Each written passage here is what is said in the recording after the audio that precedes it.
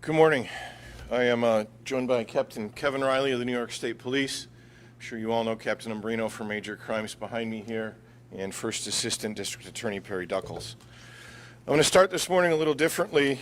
Usually at the end I take questions from the media. I'd like to know, and I'm going to ask, we'll see who's brave enough to volunteer. Who generally knows the population of the city of Rochester? Anybody? 210,000. Out of the 210,000, there's about 700 if I were fully staffed. Right now there's about 600 people that run towards gunfire. The rest run away from it. As a result of the bravery of these 600 men and women of the RPD and our multifaceted violence reduction programs that we've put into place, there has been a significant decrease in shootings. And I brought here a visual aid. You're probably not going to be able to see it very well. It is on the open data portal. I'm sure Captain Bello can get it for you. But this is the rolling 365 of our shooting victims. This goes from 2010 to current. So if you look here, here's 2010 levels. Here's where we're almost back to in shooting victims. It's a precipitous decrease. On the stolen vehicle front, besides the everyday efforts of the rank and file stopping and arresting people in stolen vehicles, we've been doing multi-agency details this summer with the RPD, MCSO, and the New York State Police. The results of these details, about one a week, has been 36 stolen vehicles recovered, 212 traffic stops, 265 traffic tickets, 17 misdemeanors, 9 felony arrests, 45 warrant arrests, and 1 gun recovered. And that's just the detail, and Captain Bello can again get you those numbers because they're not in the press release. As a result, the number of vehicles stolen in the city of Rochester and Monroe County has dropped this year. But despite our best efforts to hold those that bring this evil to our community and the destruction in our community accountable, some people continue to wreak havoc again and again until sadly someone dies and we find ourselves here. And I'm talking about another death in our community. And that's what we're here to talk about today. Yesterday, a 17-year-old career criminal, think about that. He's 17 years old. We know this individual quite well. We're not releasing names yet. We know this individual quite well, and we'll get into that. This 17-year-old career criminal has taken the life of a 92-year-old member of our community yesterday in a pursuit. This 17-year-old has faced numerous criminal charges throughout his short life. We've arrested him repeatedly. Other agencies have arrested him repeatedly. And he's on parole. Parole at 17 years of age. So yesterday around 3:30 p.m., we got a shot spotter activation for the area of Mariah Street, Bernard Street. I've listened to the shot spotter activation. And you can, many times in these, actually, when you hear the gunfire, detect different caliber weapons. This was a gunfight. You can hear different caliber weapons in this shot spotter activation. So officers from the Clinton section working 3rd Platoon were heading out a roll call. They went to the scene. First call of the day for them. Now think about that too. These men and women were home, did whatever they do in the mornings. They were with their families. They came to work. They put on this uniform that I wear proudly. They did a roll call. They got in their cars. And they ran toward gunfire, as they do every day. While en route to this call, they were alerted to numerous 911 calls reporting shots fired in a motor vehicle collision on the scene. Upon arriving, they located a motor vehicle collision at the intersection of Clifford and Mariah Street that involved a Kia that had been previously reported stolen in Irondequoit and also had bullet holes in it. Witnesses at the scene described males fleeing the shooting scene in a Kia. So again, thank you to the community for helping us in our efforts. As I've said before, the level of community cooperation has increased dramatically. We could not do this without the help of the community. A nearby officer located one of the suspects near the intersection of Clifford Avenue and Barron Street.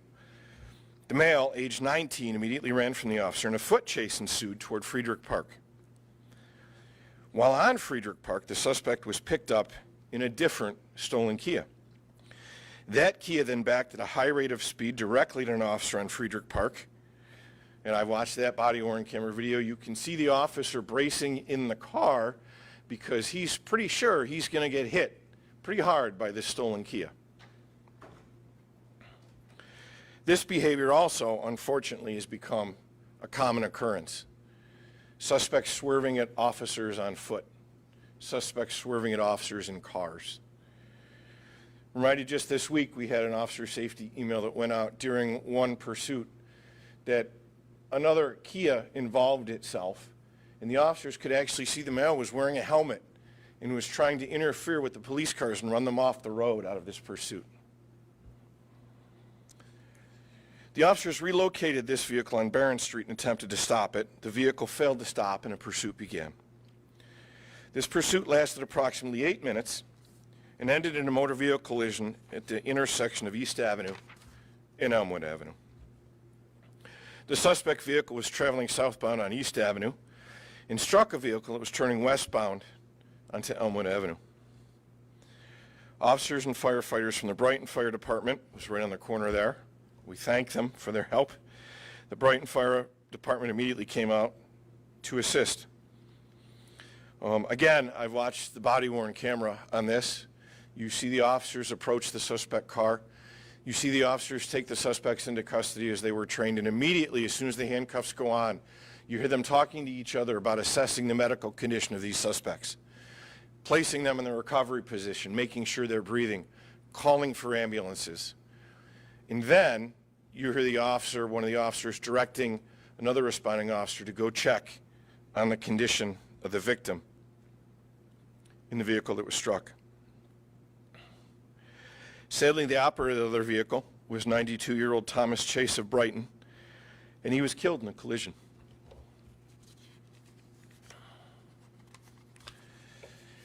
I didn't know anything about Thomas then. I've come to learn through Captain Umbrino, who's met with the family or talked to the family, that 92-year-old Thomas Chase was a graduate of the Eastman School of Music. He was an active volunteer across our community. He leaves behind a devastated family that is left to pick up the pieces because, once again, teenagers are driving around recklessly in a stolen vehicle. I didn't know Mr. Chase. I went to the scene. Commander Dessain had already done an excellent job of scene management, had things well in hand. So I did what I always do. I went and I checked on my officers involved. And 2 officers were over by Mr. Chase's car. I checked on my officers, gave him a hug, and I went over to Mr. Chase's car. I've been doing this 32 years. I've seen a lot of things. Mr. Chase was there still in his car, covered with a blanket. He said the Lord's Prayer for Mr. Chase because no one was there with him.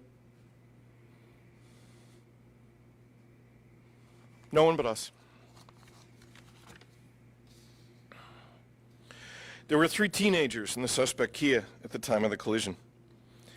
The initial 19-year-old male that ran from the officers and a 17-year-old driver and an 18-year-old passenger.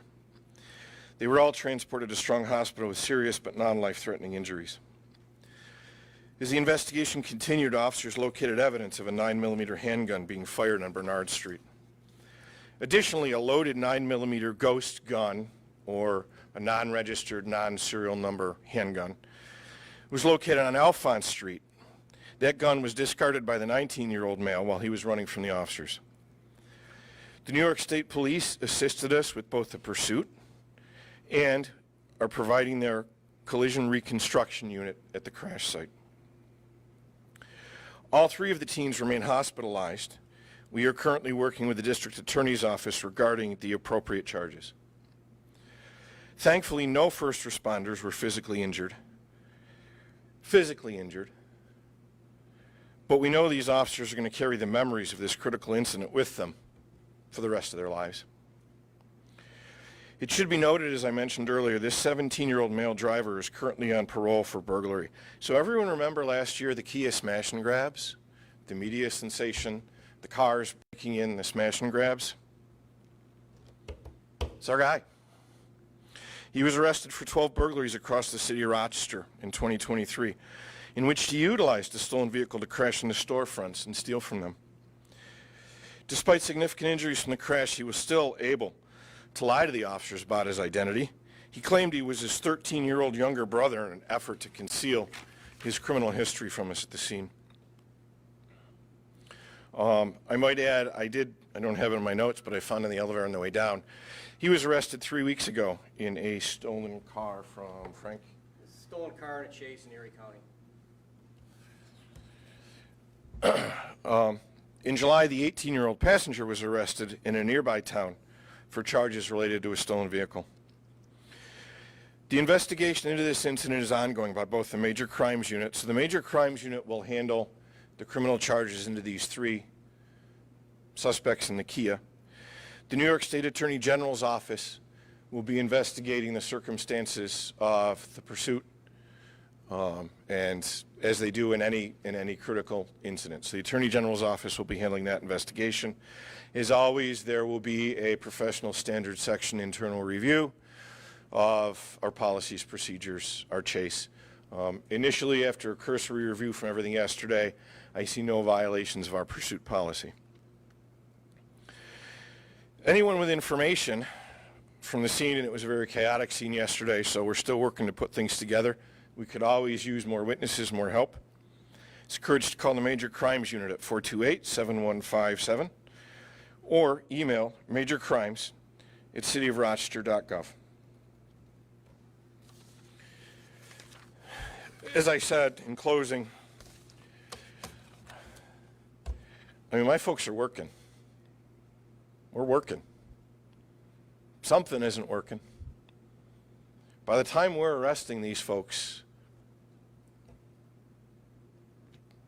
it's usually too late. They're already involved. But at the time of arrest, should be a chance for them to change their lives. Or, if they're unwilling to change their lives, there's consequences. Men and women of the Rochester Police Department are fighting for the citizens of this community every day. I'll open up to questions. Chief, what would you suggest is the change we need? I'm not here to solve society's problems. I can tell you. But what would you do? You change something, you would change it.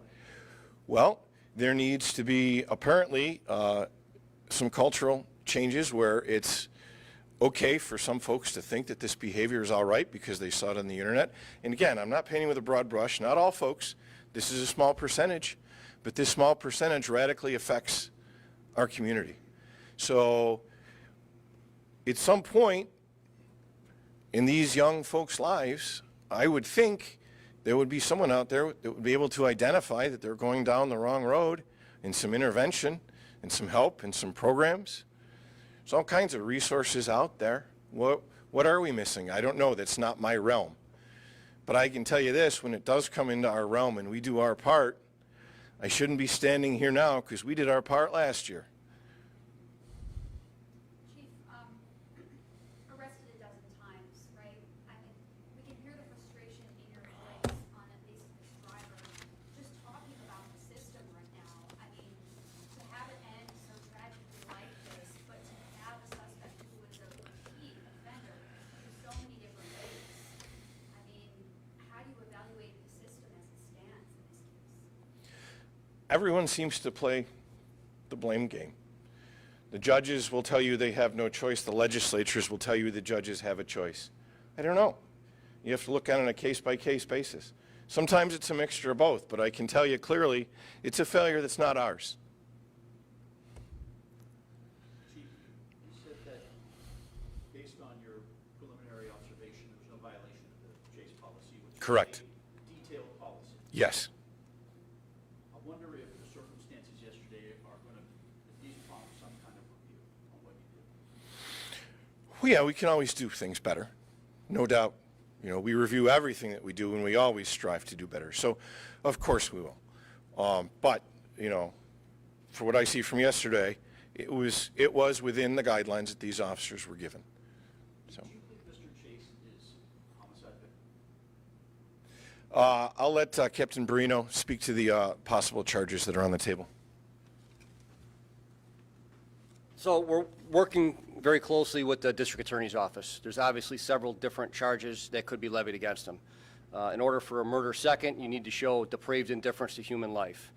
A manslaughter, it's a different level. So that's something that we're currently working with the district attorney's office. We're looking at it very closely, and we strongly believe that the suspect needs to get charged with the appropriate charge, whatever that may be. So I don't want to speak prematurely,